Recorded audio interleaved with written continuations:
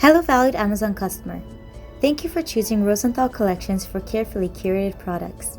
To achieve the best performance out of your new ring Sizer and Mandrel, we decided to make this video just for you. First, let me demonstrate the use of the plastic ring mandrel using the size 6 wide ring band and the size 6 thin ring band.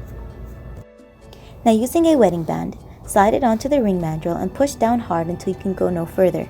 Once you do this, just read the size that is covered, and that is the correct ring size.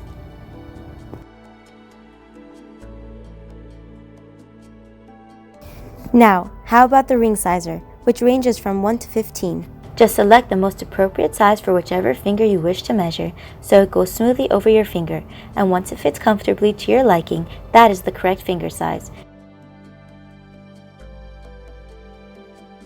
Using your plastic ring sizer, simply slide your ring down the mandrel until you start to feel resistance. It's that simple. It's all a perfect match, my ring, the ring mandrel, and the ring sizer. I hope this video was helpful. If you still have questions, please feel free to contact us. Thank you for watching.